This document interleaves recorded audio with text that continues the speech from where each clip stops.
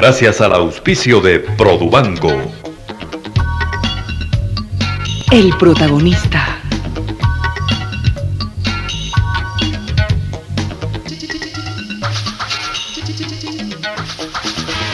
El protagonista.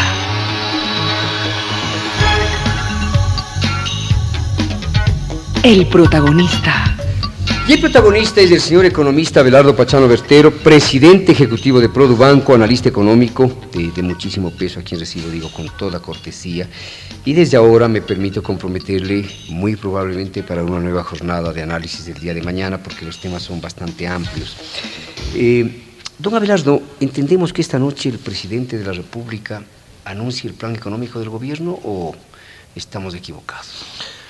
Bueno, una entrevista que acabo de verla en un medio de comunicación, en un canal de televisión, el presidente mencionó que en esta semana, más temprano que tarde, fue su frase, anunciará el programa económico, una vez que el directorio del Banco Central del Ecuador habría tomado ya algunas decisiones en el aspecto monetario y cambiario, y el país demandaría, la situación económica en general de nuestra sociedad exigiría solución especialmente al campo fiscal que está tan desequilibrado. Por cierto, luego, don Abelardo, vamos a tener un par de preguntas sobre el plan económico, pero ahora quisiéramos abordar el asunto desde el punto de vista de la devaluación. Diario El Universo del día de hoy, primera página, Jaramillo, es decir, el doctor Fidel Jaramillo no confirma devaluación. El gobierno del presidente Yamil Maguad no negó ni confirmó si devaluará la moneda en un 12%, como se había venido afirmando en las últimas horas. Diario El Universo.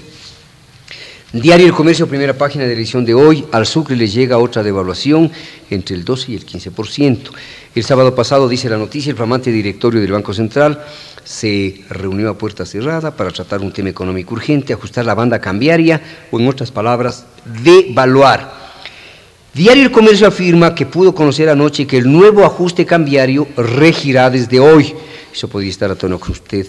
Manifiesta que ha dicho el presidente Maguad en la televisión que a lo mejor el plan económico ingresa a circulación este día. ¿En qué porcentaje se devalúa el Sucre? Diario Hoy del día domingo, o sea, del día de ayer, primera página, inminente devaluación monetaria. El directorio del Banco Central, reunido durante el fin de semana, estudió varias opciones económicas, ¿no? En fin. Tenemos aquí toda la información debida. También aquí dice, extraoficialmente El Universo se conoció que entre las disposiciones que se darán consta una devaluación del tipo de cambio de Sucre respecto al dólar. Bien, entonces el tema es devaluación. Nuestra pregunta es la siguiente, pero antes quisiera pedirle, señor economista, que tenga la bondad de explicarle al país y explicarle a nosotros qué es una devaluación, por qué se hace una devaluación. Ahora, nuestra pregunta. Si el Ecuador adelantó la depreciación del Sucre en marzo en un 7.5%, con lo cual la devaluación alcanzaría el 32% en 1998, ¿verdad? ¿Qué razones habría para hacer una nueva devaluación si sus efectos fiscales son netos y más bien se genera un efecto inflacionario que a su vez empujaría una nueva depreciación en el futuro? Le cuento que para elaborar esta pregunta, caramba, tuve que romperme el seso largo rato, ¿no? Así es que, por favor, tenga la bondad. Diego, encantado. La devaluación no es otra cosa que la pérdida de valor de nuestra moneda en comparación con las demás monedas del mundo. Un país devalúa cuando las circunstancias económicas internas demuestran que el valor intrínseco que tiene la moneda para las transacciones internacionales se ha depreciado y hay que corregirlo. Es en definitiva una demostración de pérdida de valor, de debilidad de la moneda frente a todas las demás que existen. Es una especie de mecanismo de sinceramiento con la realidad y de búsqueda de un nivel que permita que las transacciones internacionales se realicen sobre bases de competencia real, para no desprotegerle a la economía o no crear, yo diría, condiciones artificiales o inadecuadas. Toda devaluación obviamente acarrea sus costos, como los que ha mencionado usted, Diego, en esta mañana, y también sus beneficios. El balance es el que hay que mirarlo en el contexto general para ver si es que es recomendable una devaluación o no es recomendable una devaluación. En general, el jugar con el tipo de cambio como un instrumento promotor de actividad económica no es recomendable. El tipo de cambio es, yo diría, el resultado de la forma como se manejan las demás variables económicas. Y normalmente la devaluación es producto de un desequilibrio interno muy grave o perseverante. En este año el Ecuador ha venido sosteniendo de una forma absurda, yo diría irresponsable, una política fiscal expansiva, una política fiscal inadecuada que ha permitido que el déficit de toda la actividad pública llegue a estimarse en el 7% del Producto Interno Bruto. Eso quiere decir 1.500 millones de dólares. 1.500 millones de dólares, una cifra enorme, inmanejable, que lo que ha hecho es ocasionar problemas en todas las demás actividades. Hay ejemplos de la, yo diría, de la perversidad que tiene el déficit fiscal. Mire cómo ha desarticulado a todas las empresas públicas el déficit fiscal. Prácticamente le tienen condición de quiebra a Petroecuador. Petroecuador, como fue atacada por el presupuesto del Estado y le quitaron todas sus rentas, no ha podido pagar sus obligaciones con las empresas privadas. Los constructores, los que ofrecen servicios especializados, las empresas internacionales, todas ellas tienen deudas vencidas con Petroecuador.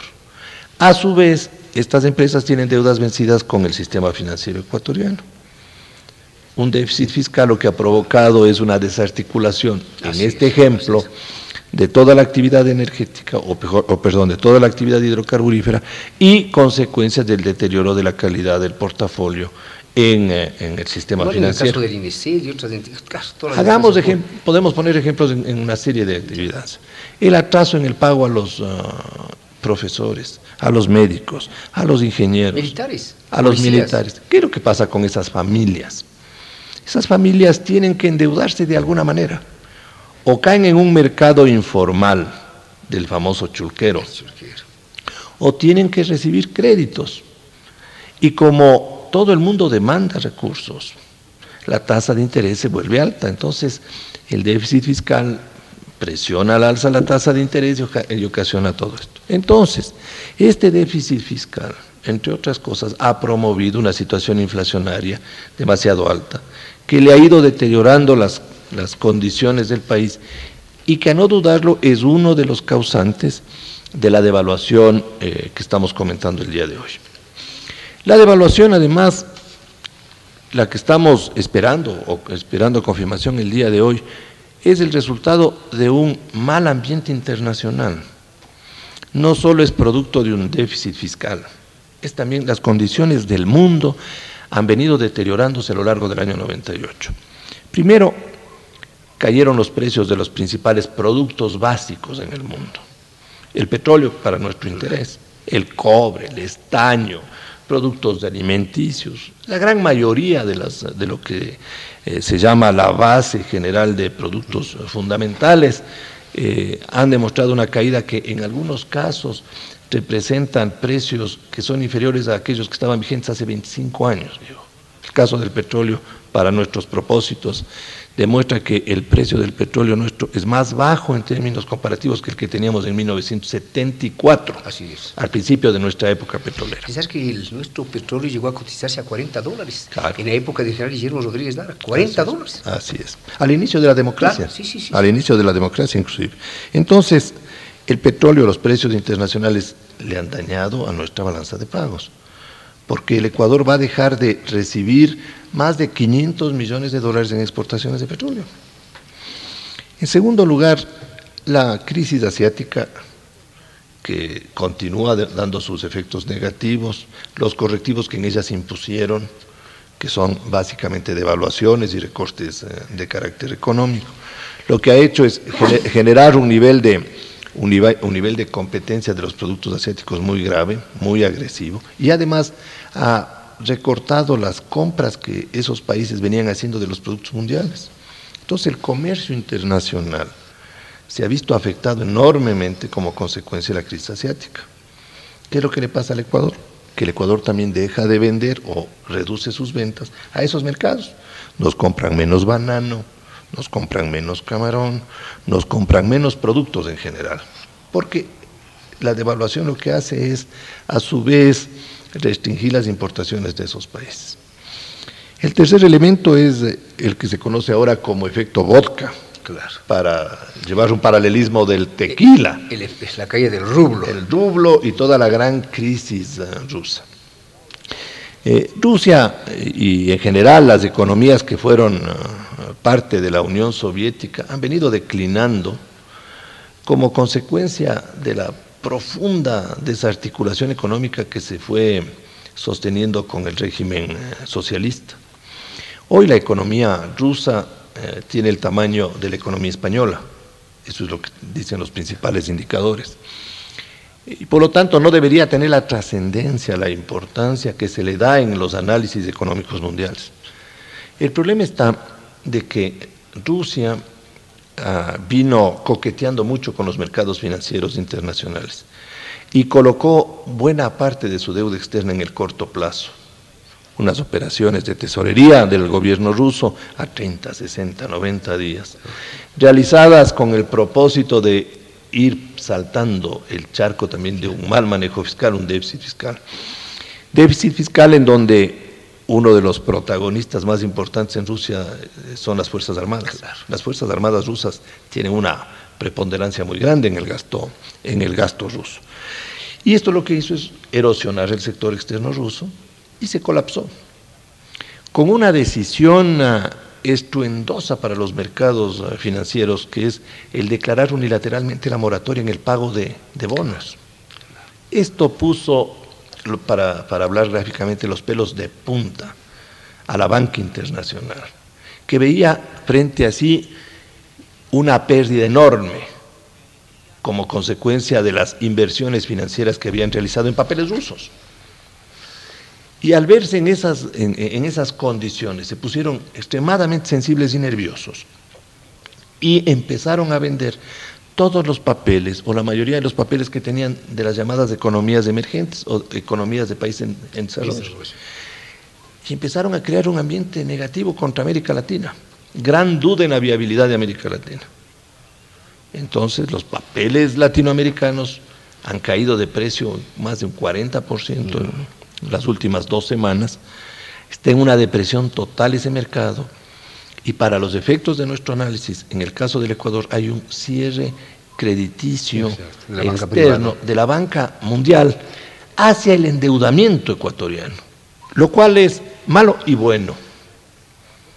Malo porque de una forma absolutamente injusta actúa la banca internacional en contra de un país que está al día en sus obligaciones, en contra de una región, porque es contra América Latina, que está al día en sus obligaciones y que tiene muchos países trabajando con gran normalidad, pero actúan como consecuencia de estas pérdidas enormes que han tenido en sus inversiones, especialmente en Rusia y en Asia. Y buena porque le dice al gobierno del Ecuador que ya no puede seguir endeudándose y que tiene que encontrar una fórmula de solución a su déficit fiscal sobre la base de su propio esfuerzo. Entonces, este cierre del crédito externo, más la crisis asiática que produce problemas de ventas de exportaciones, la caída del precio del petróleo y la caída de los precios de los bienes de exportación, en general lo que hacen es estrangularle la balanza de pagos, porque el Banco Central se da cuenta que va a dejar de recibir dólares en las cantidades que estaban originalmente programadas o previstas, y tiene que adelantarse a la solución del problema, no debe dejarle crecer al problema. La forma de enfrentar es cambiar la relación de nuestra moneda, propender a comprar menos, porque las importaciones en este año han seguido creciendo muy fuertemente, mientras las exportaciones caían. Entonces, la devaluación era y es absolutamente inevitable. Yo creo que si esta decisión han tomado en el fin de semana las autoridades, la decisión es absolutamente explicable. Es una decisión que va en la dirección de tranquilizar a los mercados internacionales. Usted dice en la dirección correcta. Va en la dirección absolutamente correcta. Inevitable, Diego. Ahora, esta exposición suya, como siempre, tan lúcida, tan lógica, ¿responde a la primera parte de mi pregunta? Sí, claro, por supuesto, Diego. por supuesto. Fíjese, Diego, lo que está pasando en el mundo. Yo le escuchaba mientras venía camino acá a la radiodifusora. Le escuchaba sus comentarios sobre el problema personal del presidente Clinton. Olvidémonos de todo este affair amoroso que me parece repugnante. En el fondo, el problema del presidente Clinton es su pérdida de, yo diría, de poder político. Hoy está cuestionado como presidente. Tiene una debilidad política. Y consecuentemente, ante una crisis económica mundial, lo que nos debe preocupar a nosotros es la capacidad, la fortaleza que tiene el presidente de los Estados Unidos para soportar decisiones económicas en ese país que resuelvan el problema económico mundial. Y lo que usted dice es muy cierto, porque hace 48 horas, cuando el presidente Clinton, en medio de esta avalancha de rumores y comentarios que determinó la caída de las bolsas de valores, salió y dijo que no será destituida, automáticamente se recuperó la relación económica. Claro, y es que se necesita una presidencia fuerte, una presidencia con poder, con vigor, para poder enfrentar situaciones de esta naturaleza. Y la debilidad del presidente Clinton, yo la vi con mucha claridad en la visita que le hizo a Rusia, Yeltsin. Cuando le visita a Rusia y al presidente Yeltsin, que estaba pasando los peores días de su crisis política, cuando la Duma no le confirmaba a Chernomyrdin como primer ministro, sí. Estaban en mora en los mercados internacionales y la situación era convulsionada. El presidente Clinton le dijo que le daba toda su solidaridad personal, pero que esperaba que Yeltsin arregle el problema interno para después ver qué pueden hacer por él. Así es. Es decir, le fue a dar un apretón de manos y un abrazo estrecho de colega, pero no le ayudó a resolver el problema. Exacto, es cierto. Entonces, eso confirma que el presidente Clinton está con, yo diría, un poder limitado. Y hoy día, en lugar de atender a la problemática económica mundial, él está atendiendo a su problemática política personal.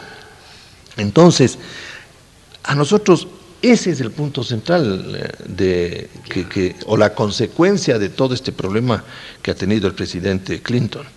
No le va a atender al problema económico. O tienen que bajarle la intensidad del ataque personal para que él pueda fortalecerse y dedicarle el tiempo que requiera su propio país, Diego, porque los Estados Unidos ya tienen indicadores o indicaciones de recesión como consecuencia de toda la problemática mundial. Hice un diálogo personal aquí en Buenos Días con el señor economista Abelardo Pachano Bestero. El fantasma de la recesión recorre el mundo, dice Diario Hoy, el día de ayer, a doble página. Tras una década de prosperidad, el capitalismo sufre un golpe que quiere terminar en caos. La globalización ayudó a que el globo sufriese las consecuencias. La segunda sorpresa más importante de la posguerra ha cobrado ya 2 víctimas, Suharto y Yutaro Hashimoto. Pero aquí dice, el fantasma de la recesión cruza el mundo a lo largo y a lo ancho. Y también hay un subtitular: hay que sacar al Fondo Monetario Internacional de Rusia, dicen, ¿no? Jacques Sapir, del Instituto de Altos Estudios Sociales de París, ya tiene al culpable. Rusia no debe volver al sistema soviético, debe inspirarse en lo que se hizo tras la Segunda Guerra Mundial. Y Sapir acusa directamente al Fondo Monetario Internacional de aplicar las mismas recetas que aplica en todo el mundo en Rusia, siendo pues culpable directo de la gran crisis que vive en este momento Rusia. Ahora, sobre la misma cuestión de la devaluación, ante la disyuntiva de mejorar nuestra balanza comercial encareciendo las importaciones mediante la devaluación o dificultándolas con restricciones como las medidas de salvaguardia y otras, ¿por cuáles debería optarse? Bueno, las medidas de salvaguardia, Diego, que están establecidas en nuestro acuerdo con la Organización Mundial de Comercio y que también forman parte de nuestros compromisos internacionales dentro de la comunidad andina, son instrumentos de, yo diría, utilización extrema, in extremis diría. La medida de salvaguardia se la aplica cuando todos los demás mecanismos normales de corrección de una situación de desbalance han fracasado. Son de corte temporal, tienen que sustentarse en un profundo análisis de la gravedad de la situación y van en la dirección precisamente de tomar medidas de carácter cuantitativo, es decir, de valor, de volumen, para que caigan violentamente las importaciones y se restablezca el equilibrio comercial. Yo, en las condiciones en las que está la economía ecuatoriana, creería que no es necesario aplicar medidas de salvaguardia en este momento, pero indiscutiblemente hay que estudiar toda la estructura de la relación y de los compromisos que tiene el Ecuador. Toda la gama de posibilidades, ¿no? Toda la gama de posibilidades. Para tenerlas listas, claro, o por si acaso. Porque lo que acaba de leer Diego, de que el mundo podría estar reflejando una etapa recesiva futura, va a incidir necesariamente en la capacidad de compra que ese mundo tiene de nuestros productos y consecuentemente las perspectivas de exportación tienen que declinar o tienen que bajar. Ya es un mundo que tiene una capacidad de compra menor, que va a tener problemas internos y que va a seleccionar también en sus políticas económicas qué compra y qué no compra, claro, igual que lo hacemos nosotros. Entonces, en ese sentido, la devaluación es un mensaje muy claro a todo el comercio exterior ecuatoriano, indicando que continuamos con nuestro esfuerzo promotor de exportaciones, defendiendo nuestras exportaciones, y que las importaciones se tienen que hacer sobre una base cualitativa y de calificación mucho más estricta.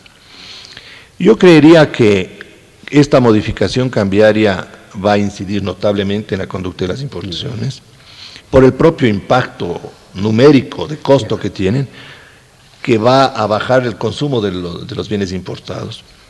Fijémonos simplemente lo que será ahora el valor de un vehículo. Un vehículo que antes lo cotizábamos a 5.000, 5.500 sucres el dólar, y desde mañana el dólar vale, o desde hoy día el dólar vale 6.400, 6.500 sucres. Entonces el vehículo se ha revalorizado automáticamente. Para los que tienen. Claro, claro. Y las deudas se han multiplicado para los que también se financiaron con endeudamiento en dólares, porque el Ecuador, la dolarización es bastante generalizada. Los distribuidores de vehículos, cuando le financian en dólares. Ahora, habría que aclarar que para los exportadores ecuatorianos también es una medida positiva, porque a cambio de sus exportaciones van a recibir más sucres por dólar, ¿verdad? Y eso, claro, y eso se puede transmitir hacia la producción. Exacto. Porque el trabajador y aquel empresario que vende sus productos al exportador tiene también un aliciente. De tal manera que la devaluación tiene los lados malos y tiene los lados buenos. ¿En qué porcentaje debería operar la devaluación? ¿12, 13%? ¿Qué piensa usted? Depende la forma como las autoridades tengan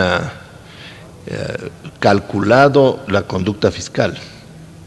Si es que las autoridades consideran que la conducta fiscal va a ser muy rigurosa y el déficit va a bajar notablemente, la devaluación tiene que ser menor. Pero si es que no... Si hay austeridad fiscal. Si hay gran austeridad, con todos los problemas que eso trae, Diego, porque todos los días oímos en los noticieros de que el prefecto de tal provincia se queja de que no le dan dinero, de que el alcalde de tal cantón reclama de que no le han transferido los recursos, de que cualquier autoridad local está pidiendo más recursos. Y el ministro de Finanzas tiene en su espalda una presión enorme. O todos colaboramos a restituir el equilibrio fiscal, o esta cosa no tiene un horizonte estable. Lo que me preguntaba Diego, ya devaluamos en el 7% en el mes de marzo. Esto, claro. Ya devaluamos el 7% en el mes de marzo. ¿Y qué pasó? Y alcanzó la devaluación un 32%, claro. Y eso que es absolutamente preciso. Porque la devaluación al mes de agosto, en términos anuales, es del 32%, ligeramente inferior a la inflación. ¿Qué pasó? Que desde el mes de marzo o abril, cuando se tomó esa devaluación tan atacada por el presidente interino y que ocasionó la salida de las autoridades monetarias de esa época, el gerente del Banco Central era Fidel Jaramillo, el presidente de la Junta Monetaria en esa época era el economista Danilo Carrera, fueron públicamente cuestionados por el presidente de la República. ¿Qué es lo que se comentó después de la devaluación? Primero se dijo que esta es consecuencia del desequilibrio y la inacción fiscal, y que si no se tomaban medidas en el corto plazo, esa devaluación iba a perder todos los efectos favorables, porque nuevamente el déficit perseverante que tenía iba a erosionar la decisión. Eso es lo que ha pasado. En la parte en la que nosotros podemos atribuir esta devaluación al problema fiscal. Hoy la situación se agravó, Porque frente a ese problema fiscal, Diego, está todo este problema internacional. Exacto. Que es una situación que en el mes de abril tenía parcial realidad, porque ya los precios de los bienes o de los productos básicos había caído en los mercados internacionales. Y usted recordará que hablamos todo el tiempo del problema del petróleo, la caída del precio del petróleo. Hoy día a eso viene el estrangulamiento externo, con las derivaciones provocadas por Rusia. Fíjese lo que le han hecho a Brasil en la última semana. A Brasil le han atacado de una manera inmisericordia. Está a 3 semanas de una elección presidencial. Está maniatado políticamente ese presidente, porque si toma decisiones hoy, su reelección puede estar en... Su estrategia política está en riesgo. Entonces los mercados financieros le están atacando, sabiendo que no tiene posibilidades políticas de tomar decisiones, especialmente en el campo fiscal, en donde la situación de desbalance es parecida a la nuestra.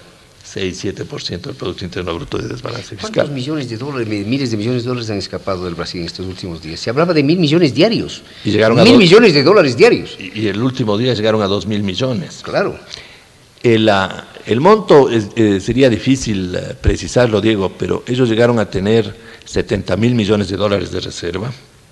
Hoy tienen 54.000 millones de dólares de reserva. Pero es una cifra para ellos sumamente cómoda, como es cómoda para nosotros cuando nos dicen 2.000 millones de dólares. Claro. En las últimas semanas al Banco Central en el Ecuador también le han sacado algunos centenares de millones de dólares. Es decir, no escapa la situación tampoco. Tiene que salir al mercado para evitar las presiones sobre el dólar, desde luego. ¿Y qué es lo que ha hecho el Banco Central? El Banco Central, para evitar la presión, lo que ha hecho es subir la tasa de interés.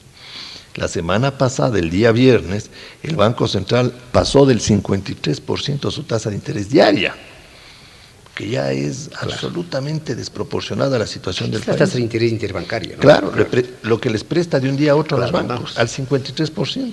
Entonces, ¿a cómo les... A su vez los bancos lo graban sobre sus clientes, pues es obvio. Con un margen. Pero desde luego. Entonces, nos íbamos a tasas del 60% o más, frente a una inflación que se estima de fin de año de 40%. Porque todo esto es consecuencia de esta devaluación, Diego, es consecuencia de que las autoridades saben que la inflación desborda. Queremos agradecer al economista Pachano por el ánimo pedagógico con que explica toda esta difícil cuestión económica. Vamos a regresar con otras preguntas, esta vez con el plan económico del gobierno y también el asunto del Banco de Préstamos. Aquí en Buenos Días. 8 de la mañana y 10 minutos, diálogo de enorme interés con el economista Abelardo Pachano Berstero, presidente ejecutivo de Produbanco, analista económico.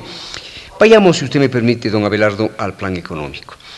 La pregunta, ¿es aceptable la posición del presidente de la República de diferir, como ha sucedido hasta ahora, el anuncio de su plan económico para la primera semana de octubre, dejando que la incertidumbre acerca de las medidas que se adoptarían genere especulaciones de todo orden, como las que se han producido en materia cambiaria? Yo entiendo que el presidente de la República en su estrategia política... Y si me permite, perdón, y complementariamente, ¿hasta dónde se justifica que la firma del acuerdo de paz con el Perú obligue a posponer la adopción de todas las medidas económicas, financieras y administrativas del gobierno? Ahí está la pregunta completa. A eso iba. Yo entiendo, porque lo ha mencionado a varios periodistas del presidente, porque en algunos medios se ha comentado que la estrategia política del gobierno está sustentado o estaba sustentada en, primero, resolver el problema territorial con el Perú, llegar a un acuerdo, dedicar todo el esfuerzo hacia ese objetivo y después atender los demás problemas nacionales. Después ajustarnos casa adentro. Ajustarnos casa adentro. Yo entendería que esa estrategia se basa probablemente en la percepción política que tiene el gobierno de que el acuerdo binacional va a erosionar la credibilidad gubernamental. Y en función de eso, busca mantener el nivel más alto que sea posible de apoyo político y de sustentación política para utilizarlo en esa negociación. Personalmente creo que esa negociación está madura en términos de opinión pública ecuatoriana. No, y parece que se ha avanzado muchísimo en esto del Tratado de Comercio y Navegación, parece que está el asunto concluido. Creo que en Buenos Aires.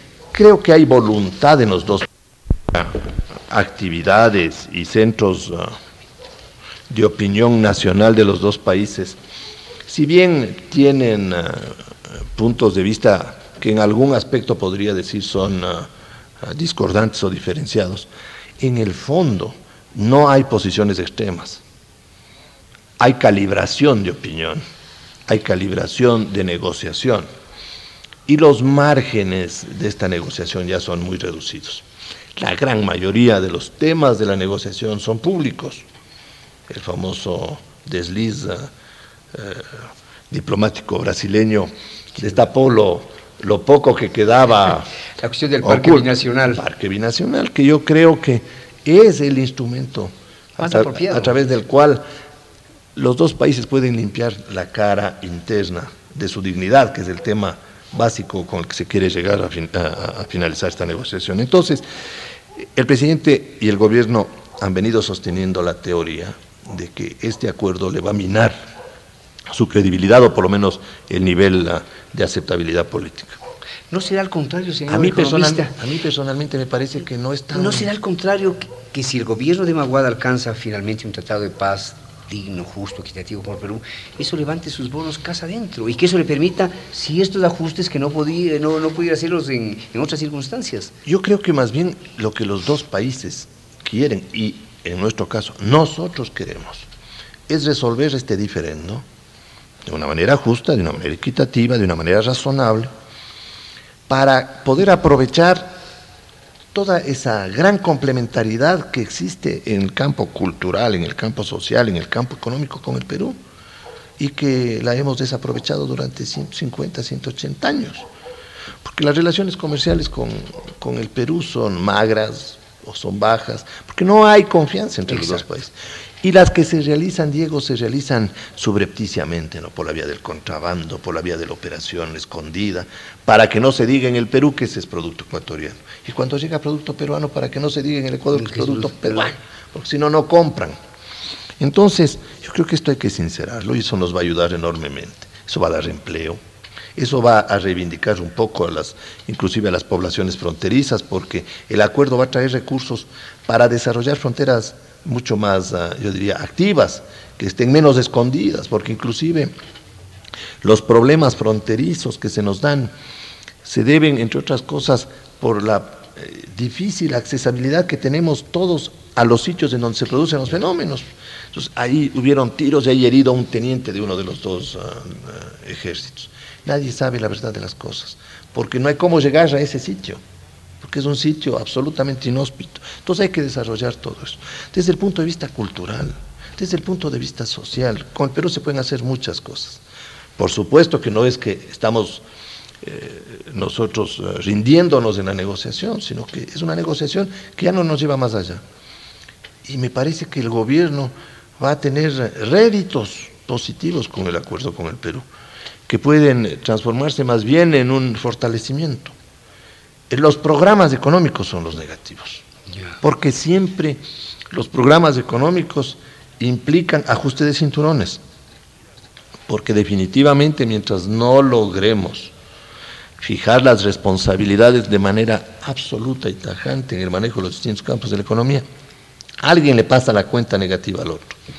Este gobierno recibió una crisis fiscal del gobierno anterior, irresponsablemente manejada, inadecuadamente atendida por el Congreso, porque el Congreso que concluyó sus funciones el 1 de agosto, un Congreso también irresponsable, que no atendió a los distintos requerimientos y que por razones políticas, circunstanciales, por elecciones... Marco Flores dio ideas, ¿no? Trató de sacar adelante una serie de proyectos, pero fue imposible.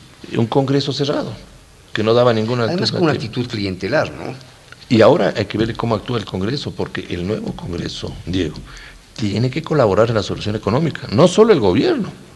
El nuevo Congreso tiene que reestructurar la parte tributaria. Y hay que sobrepasar cualquier tipo de restricción política. Hay limitaciones tributarias enormes en el Ecuador. En el Ecuador pagan pocos o pagamos pocos los impuestos. Hay evasiones enormes, pero si no se cambia las disposiciones tributarias, el Congreso no colabora con eso. Simplemente el ajuste fiscal o el programa económico del gobierno va a tener vigencia corta. 8 de la mañana y 20 minutos, temas de gran importancia analizados por Abelardo Pachano Bertero sobre la base de las preguntas formuladas por el programa Buenos Días. Vayamos al caso del Banco de Préstamos, para luego tomarle el asunto del déficit fiscal más concretamente. Banco de Préstamos. ¿Qué debería hacer la Superintendencia de Bancos para evitar que se den nuevas sorpresas en el sector financiero como la sucedida en el Solbanco y Banco de Préstamos? Le pregunto, ¿ha llegado quizás el momento de que las responsabilidades penales en caso de comprobarse falsedad o no? ¿Ha llegado el momento de las responsabilidades penales? Diego, las leyes que controlan... Sé que el tema no es fácil para usted por el hecho de que es un alto ejecutivo de Produbanco, ¿no? Entonces pudiera decirse hay ropa tendida, pero... Yo creo que manteniendo los principios éticos que uno debe tener cuando comenta aspectos en los cuales uno tiene vinculación directa y que deben ser parte de la exposición, se puede transmitir a la comunidad una opinión que refleje objetivamente la forma como se vea el problema.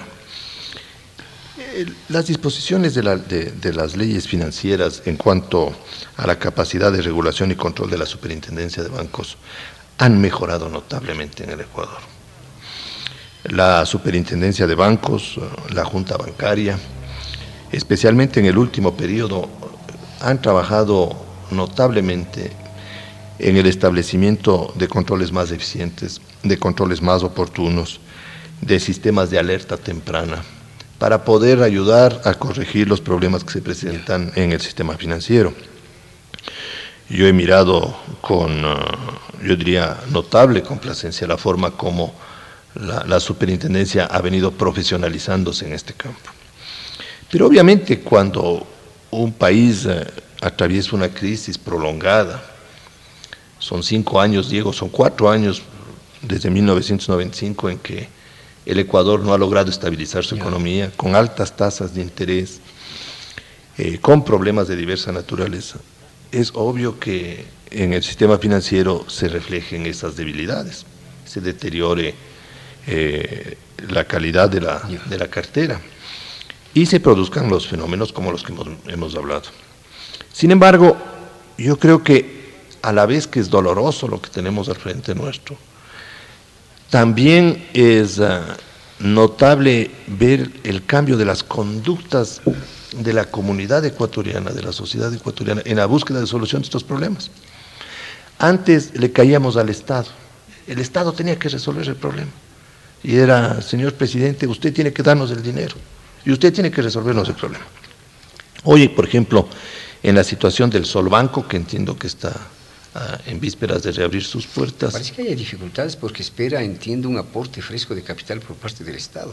Me hablaban algo así como 1.400 millones de sucres. No, yo entiendo que el programa de aportación de capital estaba casi concluido. Ya. Hay una línea de crédito pendiente de concluir con el Banco Central del Ecuador, pero eso es con garantía de activos del propio Solbanco, de tal manera que el Estado ahí no corre un riesgo real, lo que da es los recursos para poder reactivar esa institución. En ese caso, fueron los propios acreedores los que se reunieron y resolvieron el problema de la institución. En el caso del Banco de Préstamos, la prensa trae información desde el día de ayer de que hay 3 o 4 bancos ecuatorianos que han sido calificados para pagar, para reembolsar a los pequeños ahorristas. Y el día de hoy empieza el programa de pago y de reconocimiento a los pequeños ahorristas hasta 2.000 V6, 72 millones de sucres. Que es una cifra ya notable. Yo diría 72 millones de sucres para un ahorrista es una cifra notable. De tal manera que también aquí el Banco Central está actuando, me imagino, con las garantías debidas del propio Banco de Préstamos para poder resolver el problema. ¿Qué es lo que falta? Yo diría que uno de los problemas que tenemos en el Ecuador es que los sistemas financieros requieren de redes de seguridad. Y las redes de seguridad son, entre otras, una de las más importantes, son los famosos seguros de depósitos. Para que el depositante sepa. Esto parece que está en trámite, ¿no? Ya está aprobada la ley. Sí. se consiguió a finales del Congreso anterior que aprueben la ley. Pero ahora hay que ejecutarle la ley. Y esa ley requiere de 2 años de aporte de las instituciones para poder crear el fondo de tamaño mínimo que pueda hacerle operativo al seguro de depósitos. Ya está la ley en vigencia. ¿Qué es esto del seguro de depósitos? El seguro de depósitos no es otra cosa que un mecanismo, un fondo que se va llenando con los aportes de los bancos que participan y que están calificados, que dan un porcentaje del valor de los depósitos. Todos los meses le van aportando a este fondo. Va creciendo el fondo. Y si en alguna institución bancaria se produce una situación como la que hemos hablado del Banco de Préstamos o la del Solbanco, automáticamente los depositantes, hasta un cierto monto, están asegurados, garantizados. Incluso en cuentas offshore. Yo no le podría decir si es que la ley va a ir también a las operaciones externas. Ahí hay una limitación de carácter jurídico, pero llegaría a cubrir hasta un cierto monto automáticamente. No habría que recurrir ni al Banco Central, no habría que recurrir a ningún tipo de institución, sino que tiene los recursos para ayudar. Es un cierto monto, no es por la totalidad. No, igual es, por ejemplo, en los Estados Unidos. En los Estados Unidos, no sé si estoy con la cifra correcta. Son $100,000. $100,000. Entonces, todos aquellos que tienen la garantía de la Reserva Federal. Sí. Pero es un fondo, claro, al que aportan todos. Todos los bancos aportan. Ahora, los bancos que tienen mayor riesgo aportan con más. Los bancos que tienen menor riesgo aportan con menos, porque el fondo califica el riesgo. Y eso ayuda para que la administración de los bancos corrijan los errores que tienen. ¿A usted no le parece, como le digamos, pues, poco aceptable el hecho de que gente que deposita sus fondos a través de un banco local en cuentas en el exterior, sistema offshore, no tenga ninguna garantía? Quiebre el banco y esas cuentas en el exterior igualmente. Máximo tienen derecho a estos 2.000 UVC, estos 72 millones de sucres. No, el problema, Diego, no está si está protegido o no está protegido. El problema con el manejo general de los sistemas financieros está en la forma como se prestan los recursos que se captan del público. Exacto. No es mejor, evitando la concentración de créditos y otras anomalías, ¿no? No es mejor banquero el que más presta, sino el que mejor presta, el que mejor distribuye el riesgo, el que tiene mejores métodos de análisis y de evaluación de las empresas con las que trabaja. A sus clientes. Por supuesto. Entonces las operaciones internacionales que hace la banca ecuatoriana tienen las mismas características de las operaciones que hace la banca internacional. No hay absolutamente ninguna diferencia.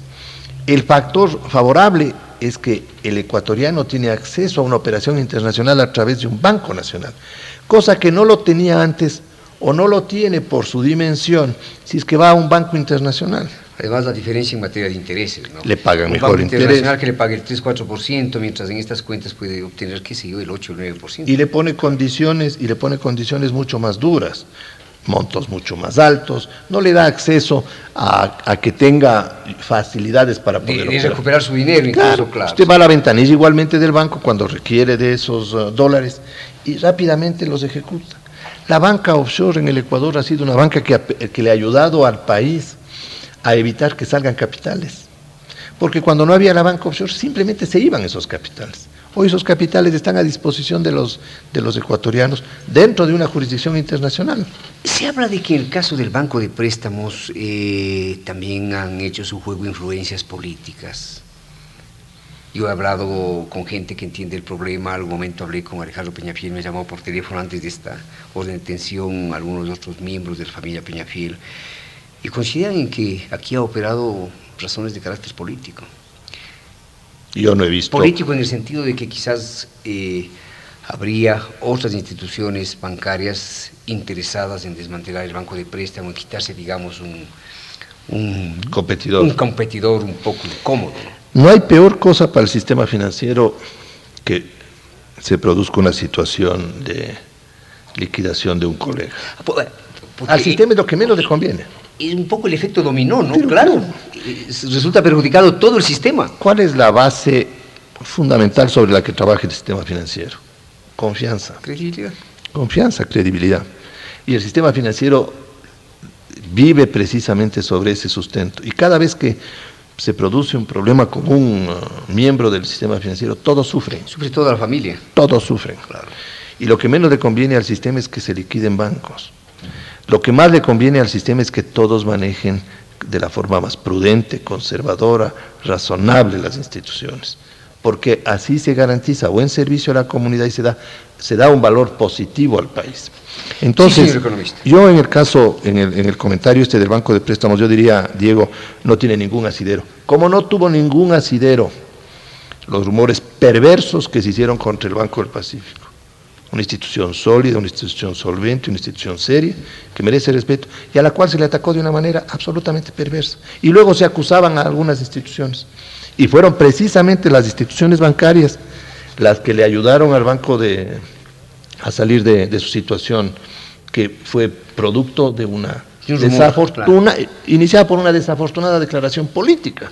De un legislador, que además no deben hacer protagonismo político a base de un tema tan delicado, tan delicado. Ahora, en este caso del Banco de Préstamos, y por eso le decía a Diego, yo no quiero soslayar mis comentarios, el problema del enjuiciamiento penal está dado porque precisamente las disposiciones de la Ley de Control de Instituciones Financieras determina que cuando se producen determinadas violaciones que en el ámbito normal de los negocios son administrativas, cuando se da la liquidación, estas se convierten en violaciones de carácter penal. No es nada fácil manejar un banco, Diego. No es una cosa sencilla, uno tiene que tratar con... Uno está manejando dinero del público y uno tiene que ser más escrupuloso todavía. Diarias, ¿no? Tiene que ser más escrupuloso todavía en eso. Pero la ley tiene que ser así. Y Pepe Morillo, que era el superintendente de bancos, dejó al final de su mandato una propuesta de reforma adicional a la ley para fortalecerle aún más a la superintendencia de bancos en su afán regulador y de control.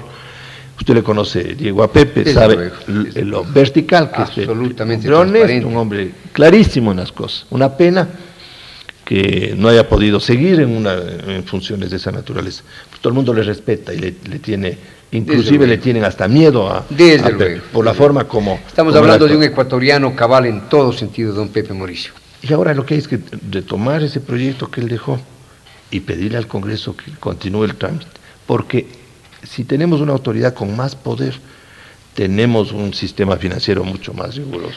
Una última pregunta sobre la cuestión del Banco de Préstamos, don Abelardo.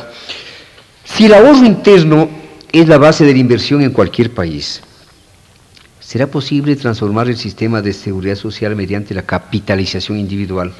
Si al mismo tiempo el sector financiero ha demostrado poca credibilidad para manejar las cuentas privadas, pues cada vez que se liquida un banco, los más grandes perjudicados han sido los trabajadores de instituciones públicas que depositaron allí sus fondos patrimoniales de pensiones y cesantías. Diego, yo no creo que el sistema financiero sea un sistema de baja credibilidad. Los lamentables problemas que hemos comentado el día de hoy no demuestran que el sistema está... Son casos aislados, dolorosos, que hacen mucho ruido y trascienden, y que nos obligan a todos a ser todavía mucho más cautelosos, que nos obligan a buscar mayores fórmulas de seguridad para los depositantes. El establecimiento del seguro de depósitos va precisamente en la dirección de precautelar a los pequeños depositantes, para que ellos sepan, cuando entren a una institución, que tenga un letrero muy grande en el hall que diga, estoy afiliado al sistema de seguro de depósitos, sepa que cuando va a esa institución está defendido, y cuando va a otra que no tiene letrero, no está defendido. Entonces, lo que tenemos que crear es lo que yo llamo estas redes de seguridad, que le permitan a la colectividad saber que tenemos mecanismos que nos protegen a todos. El sistema de seguridad social requiere de una transformación radical, y las cuentas de capitalización es probablemente el corazón del sistema. Hay que individualizar las cuentas para que cada uno sepa cuánto ha aportado, cuánto ha ganado con el rendimiento que da el trabajo de la seguridad social y cuál puede ser el monto de su posible, yo diría, fondo de retiro. Y la única fórmula de manejar esto es con una interrelación entre el seguro social y el sistema financiero. Yo no creo que el sistema financiero deba manejar esas cuentas, ¿no? Yo creo que tiene que manejarlo la propia seguridad social, pero sobre una base de competitividad que le asegure al afiliado de que le están pagando o le están dando una rentabilidad a su fondo que es compatible con la necesidad de capitalización de ese fondo para que le dé una pensión futura decente.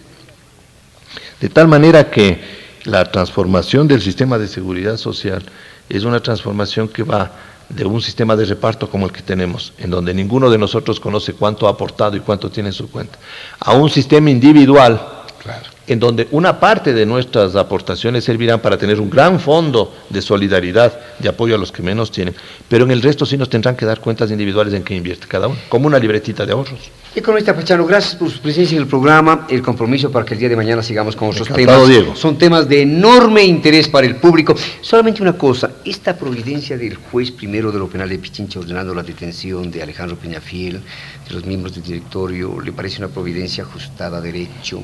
Ahí hay gente, perdóneme, ahí hay gente como Osvaldo Dávila, quien siempre he conocido por su honorabilidad, por su gran transparencia. ¿Qué opina de esta providencia? Dolorosa, ¿Y qué opina, además de la fuga de los supuestamente implicados? Dolorosa, Diego, dolorosa. He visto y veo ahí nombres de personas intachables como Pepe Martínez Cobo, José Martínez Cobo, ex embajador ecuatoriano, un hombre... Estuvo en México, estuvo en las Naciones Unidas. Ministro de Educación. Ministro de Educación. Ahí hay nombres como Carlos Guerrero, ahí hay personas como, hay un muchacho, se me escapa el nombre, que son absolutamente serios. Y yo no le podría calificar ni de idónea o no idónea a la providencia del juez. Lo que le puedo señalar, Diego, es que esa providencia demuestra que todos los administradores del sistema financiero tenemos frente a nosotros una responsabilidad que va de manera muy paralela con inclusive nuestra propia vida. Ahora digo una cosa, el directorio como tal, en el caso concreto del Banco Legal, el directorio como tal, y gente prestante que formaba parte del directorio, ¿puede tener responsabilidad en si estos desaguisados de la familia Peñafiel como tal? Diego, ¿a dónde va la responsabilidad del directorio? El problema, claro, y esa pregunta nos hacíamos el día sábado entre varias personas.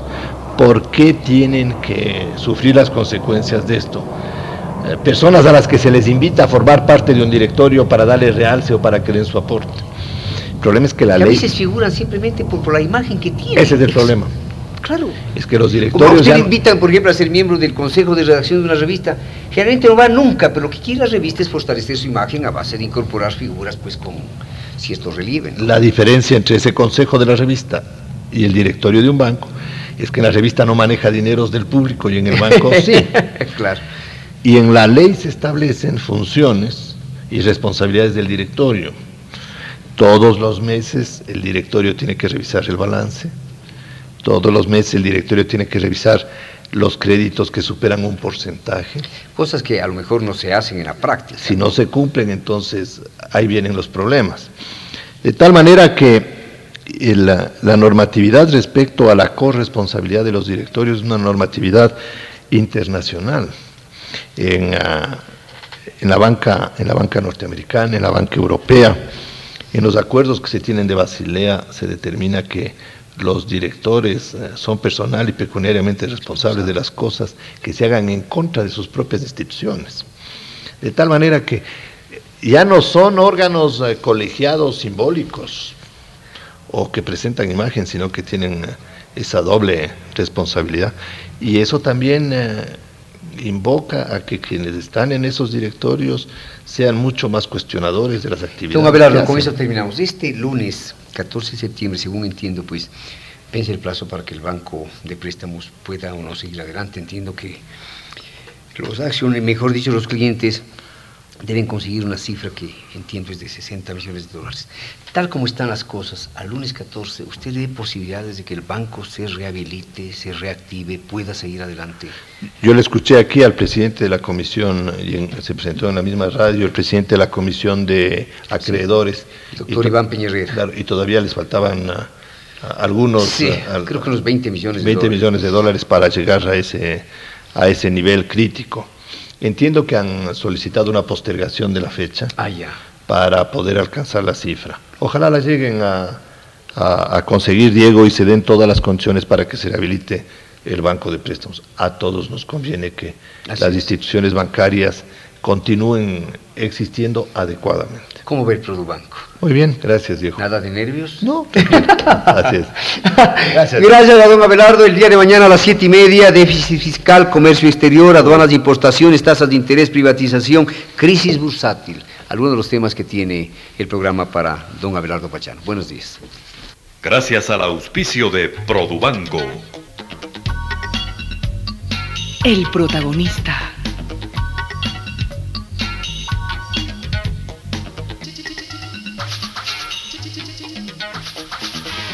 El protagonista.